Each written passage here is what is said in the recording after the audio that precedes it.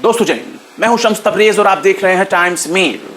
इस वक्त पूरी दुनिया में जहां देखो हर तरफ केवल एक ही चर्चा हो रही है, इजराइल इजराइल इजराइल।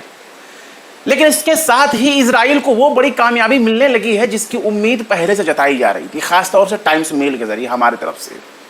और वो ये है कि इजराइल की जो सेना है वो शिद्दत पसंदों को या फिर सो कॉल जो हमास है, हमास के जो हमलावर हैं उन पर अटैक करने के लिए, उनको खत्म करने के लिए अब पूरी तरह से गजा को घेर चुकी है। तीनों ओर से गजा का जो है वो घेर चुकी है, घेराव कर चुकी है। और वहां नोट करिएगा 1 लाख इजरायली सैनिक उतारे जा चुके हैं। कितने? 1 लाख इजरायली सैनिक इस वक्त गजा में मौजूद हैं, जो गजा पर कब्जा करने की नियत से ही मौजूद हैं। क्योंकि जो इंटरनेशनल मीडिया ने जो रिपोर्ट दिखाई है, जो सैनिकों का आंकड़ा बताया है, वो यही कह रहा है कि सैनिक जो है वो 1 लाख उतरे हुए हैं गजा पर।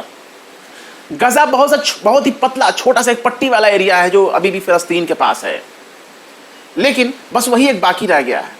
और पूरा का पूरा गजा अब इजराइल में मिलने के लिए तैयार है। इजराइल अब उसको पूरा कैप्चर कर लेगा।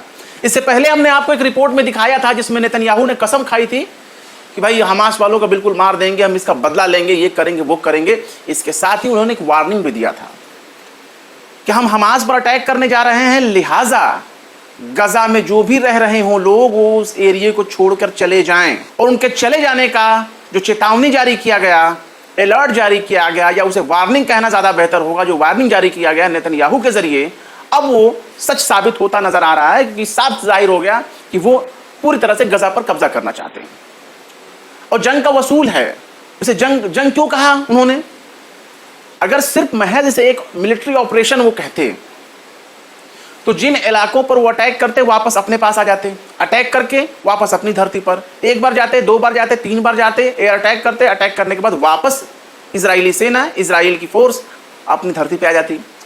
लेकिन जब इसे आप जंग डिक्लेयर करेंगे, युद्ध डिक्लेयर करेंगे और आपके साथ 80-84 देश शामिल हों, अमेरिका खुद कह रहा है कि हम इजराइल के साथ हैं, ब्रिटेन कह रहा है हम इजराइल के साथ हैं, उसके जितने भी स्थापना जब इजराइल की हुई थी, जितने भी उसके सहयोगी देश थे, सब उसके साथ हैं। तो उन लोगों ने कह दिया कि भाई घबराने की जरूरत नहीं, हम तुम्हारे साथ हैं, हर तरह से मदद करेंगे, हर तरह से। लेकिन इजराइल ने अभी तक किसी देश से मदद नहीं मांगी है। वो बात अलग है कि कुछ लोग उछल कूद रहे हो कि हम जाके लड़ लेंगे इजराइल की तरफ से। भाई बात छोड़ दो, इजराइल इतना भिखमंगा नहीं है कि तुमसे मदद की दरखास्त करेगा। उसके लिए अमेरिका जैसा सुपर पावर देश है जो पूरी दुनिया को हथियार सप्लाई करता है, और बड़े बड़े अंधभक्त गंधभक्त जो है ना, उनको मालूम नहीं है, अपने यहाँ भी वहीं के हथियार आते हैं। रही बात गजा की, तो जब गजा पर एक मिलिट्री ऑपरेशन होगा तो वो जाएगा, वापस चला आएगा इजराइली। लेकिन जब जंग डिक्लेयर करके जाएगा, युद्ध डिक्लेयर करके जाएगा, तो युद्ध में जहां तक सेना जाएगी, इजराइली सेना, सब इजराइल का। तो अब कुछ बातें आपको समझ में आ रही होंगी मैं क्यों इसे शुरू से ही एक साजिश करार दे रहा था। 1 लाख सैनिक मौजूद हैं, इजराइल पर कब्जा करेंगे। 1 लाख सैनिक मौजूद हैं इजराइल के जो गजा पर हमला करेंगे, गजा को अपने कंट्रोल में ले लेंगे। यानी गजा क्या हो गया? गजा पट्टी क्या हो गया? इजराइल का हिस्सा। अब वो फलस्तीन का रह नहीं जाएगा। हमास के ऊपर शुरू से इस बात का संदेह जताया जा रहा था कि आखिर कैसे ये लोग जो है अटैक कर गए, तीनों तरह से अटैक कर गए, पानी से, हवा से और जमीनी स्तर पर। अचानक रॉकेट दागने लगे जमीन पर, जो है इजरायली धरती पर बाकायदा हमास के लड़ाके उतर पड़े। और वो भी लड़ाके किस टाइप के? इनके चेहरे खुले नहीं थे, इनके चेहरे खुले नहीं है, इनके चेहरे पे नकाब है। नकाब क्यों? अब तक जो हमास की फुटेज मीडिया मौजूद है उसमें हमास का चेहरा नजर आ रहा है। उसके सिर पर जो है रुमाल बंधे होते हैं, माथे पर अरबी में लिखे हुए जो है अल्फाज वो बंधे होते हैं कपड़े में। लेकिन इस बार जो अटैक हुआ, बाकायदा चेहरे पर मास्क लगाया हुआ, अल्लाह अकबर का नारा लगाते हुए। ये ठीक आईएसएस के जैसा है। आईएसएस कौन है ये बताने की जरूरत नहीं कि आईएसएस वाले जो थे वो क्या थे। लेकिन अब ये जो सो कॉल्ड हमलावर हैं, इन्होंने नेतन्याहू को बहुत बड़ा फायदा दे दिया है। इसके साथ ही इजरायली की जो मीडिया है उसने इजराइल पर हुए हमले को अब तक के इतिहास का सबसे खूनी दिन घोषित कर दिया है। ये हम नहीं कह रहे हैं, इजराइल की जो मीडिया है, द टाइम्स ऑफ इजराइल, बहुत बड़ा अखबार माना जाता है, उसने जो है डिक्लेयर किया है, लिख करके बताया है अपने वेबसाइट पर, अपने खबर में, कि जो है अब तक का ये जो है इजराइल के इतिहास में अब तक ये बहुत बड़ा खूनी दिन है। नेतन्याहू पहले ही इसे कह चुके हैं कि भैया ये बहुत बड़ा काला दिन है, ब्लैक डे। दूसरी तरफ मरने वालों का तादाद बढ़ता जा रहा है। टाइम्स ऑफ इजराइल के मुताबिक जो मरने वाले हैं उनकी संख्या 700 से ज्यादा हो गई है, 700 प्लस पहुंच गई है। 130 से ज्यादा जो है वो ऐसे लोग हैं जिनको जो है किडनैप किया गया है, सो कॉल्ड हमास के लड़ाकों के जरिए। इसके साथ ही अस्पतालों में, इजराइल के अस्पतालों में 2382 यानी 2382 लोग ऐसे हैं जिनका अस्पताल में इलाज चल रहा है, जो करा रहे हैं अस्पताल में उनका इलाज चल रहा है। 22 की हालत बेहद नाजुक है। इसके साथ ही 345 ऐसे हैं जो बहुत जख्मी कंडीशन में हैं। ये मैं टाइम्स ऑफ इजराइल के हवाले से बता रहा हूँ, इजरायली मीडिया के हवाले से बता रहा हूँ, अरब मीडिया के हिसाब से नहीं बता रहा हूँ। टाइम्स ऑफ इजराइली कह रहा है, टाइम्स ऑफ इजराइल के मुताबिक इजरायली सेना जो है वो कह रही है कि उसने गजा पट्टी पर 425 पैलेस्टीनी जो टेररिस्ट हैं उनको मार दिया। उनके नज़र में जो 425 हैं फिलिस्तीनी आतंकवादी, उन्होंने उसको मार गिराने का दावा किया है। इसके साथ ही जो इजरायली डिफेंस फोर्स है उसने ये दावा किया है कि 1148 यानी 1148 को निशाना बनाया गया है जो है गजा पट्टी पर, और 130 ऐसे लोग हैं जिनको किडनैप किया गया है, जो कि हमने आपको पहले ही बता दिया। नेतन्याहू ने कसम खाई है कि वो इसका काले दिन का जो है बिल्कुल बदला लेंगे। और इजरायली मीडिया जो टाइम्स ऑफ इजराइल है वो सीधे लिख रहा है, bloodiest day in the nation's history according to report, ये बात कह रही है। अब गजा पट्टी की बात कर लेते हैं जो अभी तक फिलिस्तीन का हिस्सा है। अल जजीरा बता रहा है कि इजरायली सेना ने कहा है कि उसके 1 लाख इजरायली सैनिक गजा में मौजूद हैं, गजा में पहुंच चुके हैं, और इजराइल और गजा में जो लोग मरे हैं उनकी संख्या जो है 1100 से ज़्यादा की पहुंच चुकी है। अब ये 1100 लोग वो लोग भी हो सकते हैं जो इजराइली हों, जो इजराइल में मरे हैं, और इस 1100 में वो भी शामिल हो सकता है जो जंग लड़ने के दौरान इजरायली सैनिक या इजरायली नागरिक जो भी हों इजराइल की तरफ से, वो जो है गजा में मरे हों। इनकी संख्या जो है 1100 के करीब पहुंच चुकी है। पर सबसे बड़ा सवाल ये है कि इजराइल को नुकसान हुआ या फायदा? भाई देखिए, जंग में तो मरेंगे लोग, जंग में आम लोग ही मरते हैं, मासूम लोग ही मरते हैं जिनका कोई कसूर नहीं होता। लेकिन अपनी राजनीतिक महत्वाकांक्षाओं को पूरा करने के लिए, राजनीतिक विरासत को हासिल करने के लिए लोग मरते हैं तो मरें। राजनीति में यही होता है, मोहब्बत, जंग और सियासत में सब जायज होता है, और वो इजराइल में साबित हो गया। इजराइल में चुनाव होने वाले को थे। नेतन्याहू की पार्टी जो है उसकी हालत बहुत खराब थी।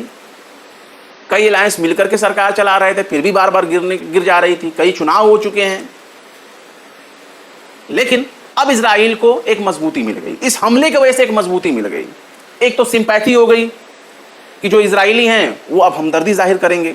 इजरायली सेना खुलकर सपोर्ट करेगी नेतन्याहू का, क्योंकि कल तक तो ये था कि भाई उड़ा लो अपने जहाज, नहीं उड़ा के तुमको ले जाएंगे, तुम्हारी हवाई यात्रा नहीं करने देंगे। पायलट इनकार कर रहे थे, अब तो ऐसा है नहीं। इजराइल के लोग जो हैं वो मिलिट्री ट्रेंड होते हैं और उनको ट्रेनिंग मिलती है। दूसरी चीज़ ये है कि इजराइल के लोगों की मोरल सिंपैथी मिलने लगी। अब इलेक्शन होगा तो कन्फर्म है कि जीत जाएंगे। कौन जीतेंगे? नेतन्याहू। इसके साथ ही ये बात गौर करने वाली है, इस साल के 12 महीने जो है हर दिन हर समय फ़लस्तीन के लोग ऐसे ही मरते हैं। विवाह समारोह है, शादी ब्याह है, बर्थडे पार्टी है, या कोई भी खुशियाँ हो, स्कूल जाते बच्चे हैं, हॉस्पिटल में इलाज कराने वाले मरीज़ हैं, कभी भी कोई अचानक सर पे आकर बम गिर जाता है, मिलिट्री अटैक हो जाता है इजराइल की तरफ से, रॉकेट दाग दिए जाते हैं, फायरिंग हो जाती है इजरायली सैनिकों के ज़रिए, तो लोग मारे जाते हैं। तो आज जो इंडियन मीडिया जो हमारे सो कॉल्ड गोदी मीडिया हैं, वो बिना हिस्ट्री जाने, भूगोल जाने, वहाँ के हालात को जाने, जो कुछ भी कमेंट कर रहे हैं, बयानबाजी कर रहे हैं, उन्होंने तो देखा नहीं कि छोटे छोटे मासूम बच्चे कैसे मारे जाते हैं, कैसे उनको जो है कपड़े में से बटोर करके ले जाया जाता है, क्योंकि उनकी पीस भी नहीं बचती ढंग से। लाशों के चिथड़े उड़ जाते हैं, जनाजे में लोग शामिल होते हैं, ऊपर से बम गिरा दिया जाता है इजराइल के जरिए। ऐसा हम नहीं कह रहे, ये रिपोर्ट्स है। यूनाइटेड नेशन चूंकि फ़लस्तीन को देख रहा है, दोनों देशों को देखता है, वो उसी का क्या आधार आज सबके सामने देखने को भी मिल रहा है। अब ब्रिटेन, ऋषि सुनक जो कह रहे हैं कि हम इजराइल के साथ हैं, तो भाई आप साथ क्यों नहीं रहेंगे? आपकी मजबूरी है। ब्रिटेन ने ही तो इजराइल को बनाया, और ब्रिटेन के आप प्रधानमंत्री हैं, आपकी मजबूरी है। और आप ना भी रहेंगे तो जो दूसरे रहेंगे वो भी यही बात कहेंगे, जिन्होंने गुड़ गोबर किया वो तो कहेंगे ही। दूसरी चीज़, इजराइल अब ऐसे हालात हो गए हैं कि हमेशा सायरन बजते रहते हैं। आयरन डोम फेल हो गया। कल तक तो कहा जाता था कि मोसाद जिस देश में चाहे उस घटना को अंजाम दे दिया जाता है। बहुत बड़ी कॉन्स्पिरेसी थियरी बनाई जाती थी।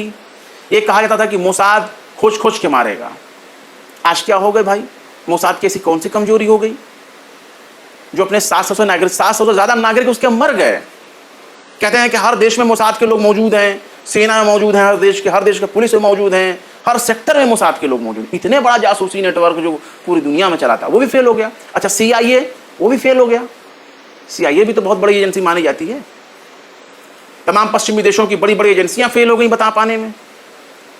यानी डोर का ढोल सुहावन लागे। यानी कहानी किससे गड़गड़ के जो बताई जाती हैं, अगर इस हमले को हम जेन्युइन माने कि हाँ चलो कोई बात नहीं, कॉन्स्पिरेसी कोई नहीं है, नेतन्याहू ने या कोई राजनीतिक लाभ पाने के लिए उनके देश पर कोई हमला नहीं भी हुआ होगा, तब भी तो इस हमले पर बहुत बड़ा सवाल खड़ा होता है।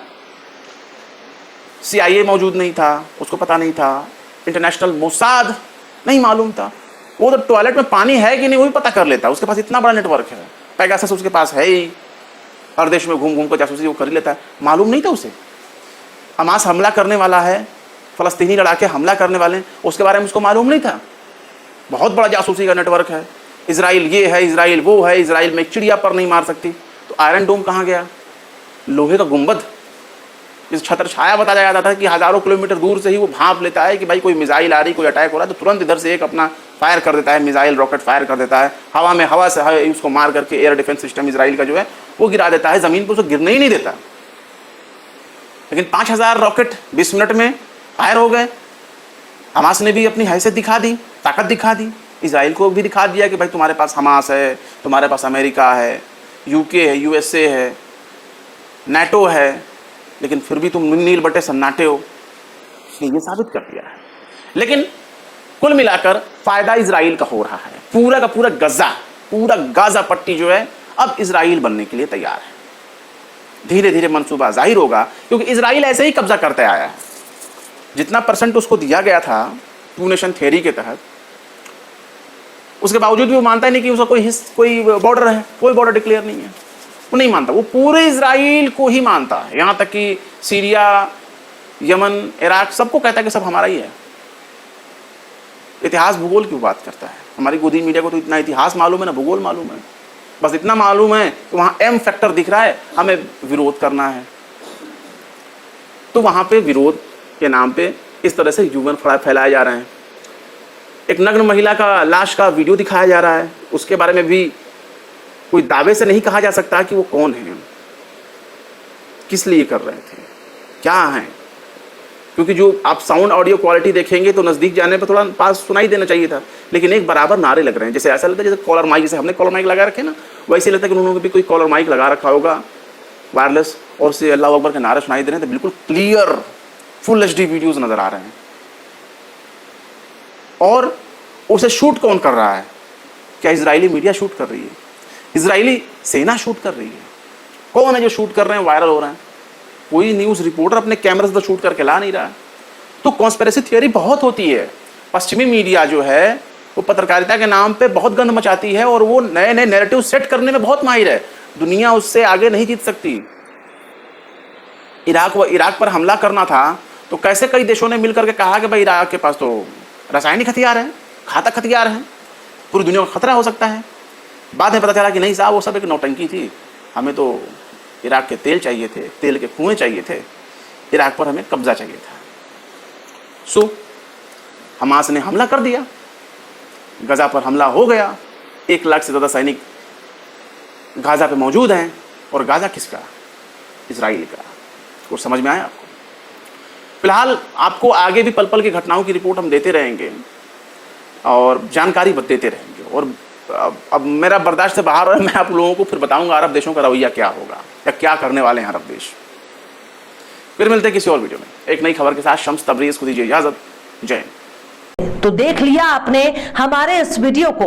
हमें उम्मीद है कि आपने हमारे वीडियो को लाइक किया होगा और दूसरों को भी शेयर किया होगा।